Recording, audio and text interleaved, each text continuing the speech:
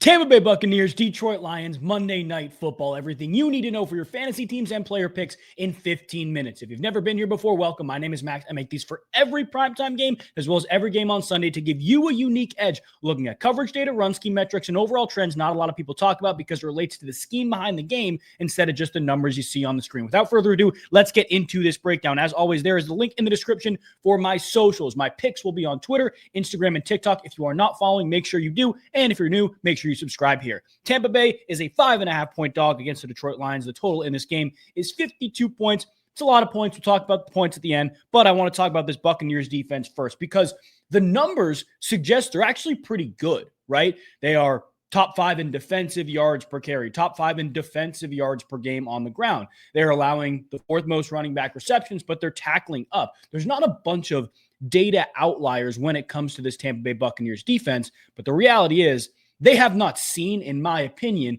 an offense like this before. You go look at some of these games, I think the most comparable offense in terms of overall talent right now is still probably the Philadelphia Eagles, right? They let up 31 to them. The Seahawks dropped 35 on them. Even the New York Jets, who have looked anemic on offense, have dropped 27 on them. Granted, 7 were off of a field goal block, but dropped 20 points on them. This defense to me is solid, but has not seen a beast like the Detroit Lions yet. When you look at the coverage data for the Tampa Bay Buccaneers, they're a heavier blitzing team, but they're top 10 in middle field open and top 10 in cover 4. Now, usually when teams are a little more middle field open heavy, when they run a little more cover 2, not really cover 4, they tend to lose an edge in the run game, but that's not the case with Tampa at all. Tampa has been pretty solid against the run, but in terms of the pass game, they're still giving up the 7th highest out wide target rate in the entire NFL. The marriage between the target rates there, as well as where Jared Goff likes to throw the football, is a little bit difficult, though, because Jared Goff is bottom 10 in out wide target rate, meaning he doesn't like to throw the ball to the outside at a super high rate. When you look at where he does like to throw the ball, it's the running back position, which is great for this 4th most running back reception number. Like Jahmyr Gibbs, David Montgomery should be pretty heavily involved in this game, but he's top 10 in slot target rate. He's got Amon-Ra St. Brown on his team. It makes sense. Well, the Tampa Bay Buccaneers are bottom 10 in slot target rate and running back target rate. So it's very interesting. There's not a huge marriage in terms of where Goff likes to throw the football, as well as where the Tampa Bay Buccaneers allow a lot of their production to come, except to the running back position. I want to go look at these comparative projections for the running backs first, because there's a lot we want to talk about with the Lions. David Montgomery's scrimmage yards number is 56.5.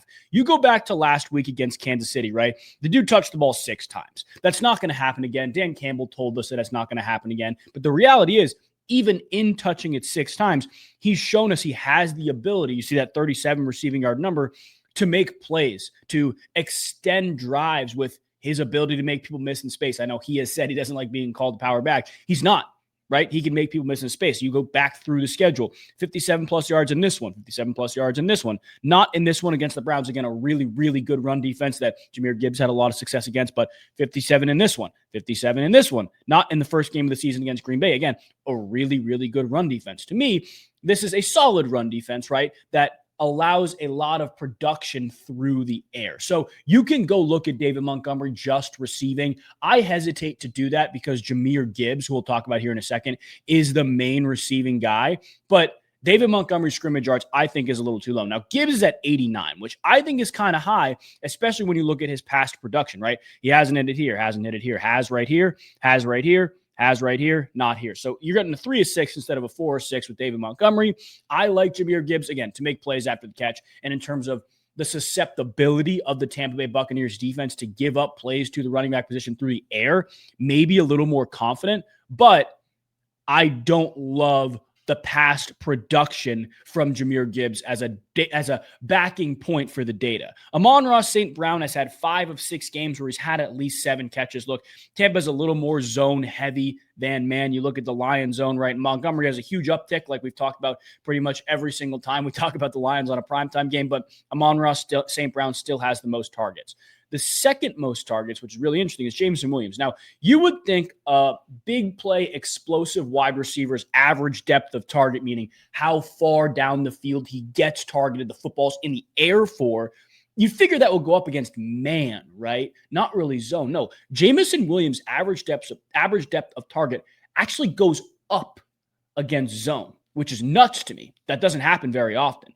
I look at Jamo's pass production. The 2 games he didn't have a catch of at least 22 yards were against zone-heavy teams. So to me, it doesn't make a lot of sense. If you were to lean into Jamo, where you looked at the pass production, you saw all these games where he had 20 or 22 plus yard catches, and you're like, yeah, I like his longest reception. You look at the 2 games, he didn't have it. It was against defenses like this, where Amon-Ra St. Brown, regardless of the defense he's played, has been pretty consistent in catching the ball at least 7 times. In terms of the team total and the first quarter total, I do like the Lions a lot in this game. Like, I think they are going to absolutely roll through Tampa at prime time, on prime time, at home, off a loss. Like, I think this is a nice spot for the Lions to bounce back, to really take it to the Buccaneers. I like them a lot in this game. Let's talk about the Lions defense, though, because the bottom line here is they are banged up in the secondary, but the run defense is getting better. You look at the injury report for this game, right? Terrion Arnold, out. Kirby Joseph, out. Avonte Maddox, out, right? That's 3 of their best secondary players. And then do not forget, Brian Branch is not playing in this game. He's suspended for this game. So you're starting, it's the backup secondary against the Tampa Bay Buccaneers, which is why I like Baker Mayfield so much in this game. You look at the other questionable players in this game, right? DJ Reader, questionable, but this is the big one right here. Aleem McNeil. He was a full participant all week long, and now he likely is going to play and immediately make that Lions run defense better, who's top 10 in a lot of categories right now without him.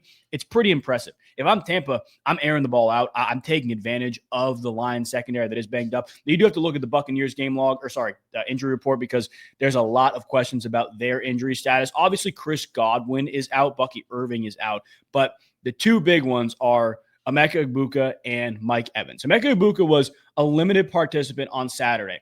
It's a hamstring injury. Really difficult to overcome as a wide receiver. He just sustained it last week. I would be shocked if Egbuka plays. Mike Evans, on the other hand, though, was limited on Thursday and full on Saturday.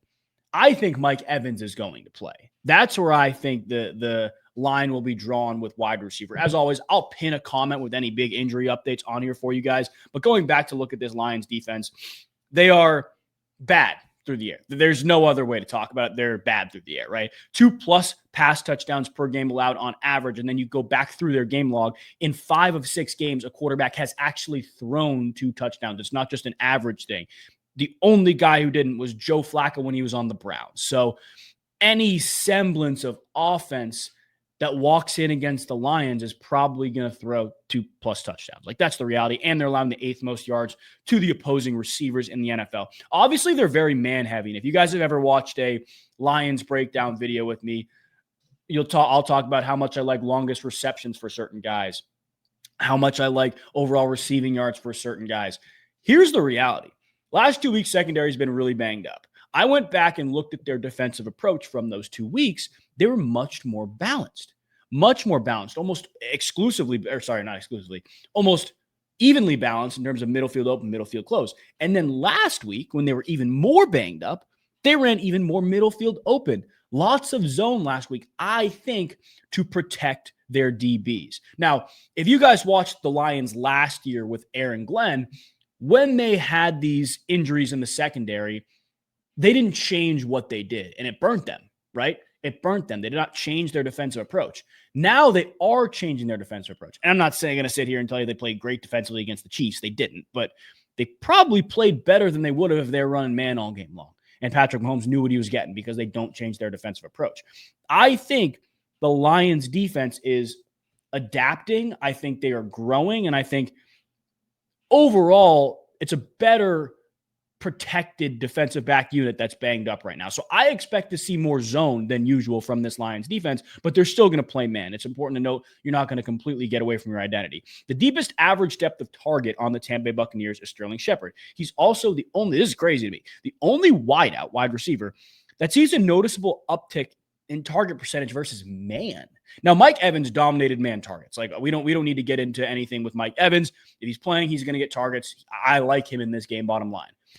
But yards per out run, you had Cameron Johnson, who has 2 catches, I believe, against man coverage, 34 total yards. Like, he's got some pretty solid numbers, but not a ton of volume.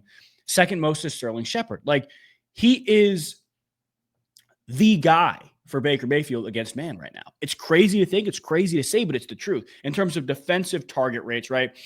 The Lions are allowing the 10th highest slot target rate, which will lean into Sterling Shepard a little bit more, especially if Mike Evans is playing, as well as the 5th highest running back target rate. Now, I don't want to lean into Rachaad White too much, especially because I think this Lions run defense is going to be better this week with Lee McNeil back. But Baker is average in terms of where he throws the slot in the running back and is top 10 in out wide target percentage. So if Mike Evans is back, guys, he's going to get peppered with targets. I think that's the reality. But Sterling Shepard still has a ton of value. Here's the difficult part. Right now, when I'm recording this, we don't know who's playing, so the lines aren't out. But you go look at Sterling Shepard in these past couple games, we can break down a couple pieces of information for his projections, right? You see in 1, 2, 3, 4 of 6 games, a 15-plus yard reception. In 1, 2, 3 of 6 games, a 19-plus yard reception. And you look at those games where he had those big catches, right? Jets, a more man-heavy team. Philadelphia, balanced, but a little more man-heavy. San Francisco, also pretty zone-heavy. So it's not a ton of predictability with the longest reception for Sterling Shepard, but I think this is the best matchup he's going to see. It's probably the most man he's going to see outside of the Jets, but it's a pretty consistent target share for Sterling Shepard with Ibuka playing, even at the beginning of the year with Mike Evans playing. Like, he's still going to get 3, 4, 5, maybe 6 targets in this game, and I'd like him to take advantage of it. Truthfully, I'm on him to get into the end zone in the entry that will be posted on social, so make sure you're following on there. When you look at Baker Mayfield, his comparative projection right now is only 241.5 passing yards. I think that's kind of crazy, especially getting Mike Evans back. Like, you look at him week 1, against what we know now is a good Falcons defense, he had a bad game, right? Texans defense, good defense. Jets, he was solid, but the last 3 weeks, he has crushed that number, right? It's not a volume thing. He doesn't have to throw the ball a ton, as we see by this 23 number.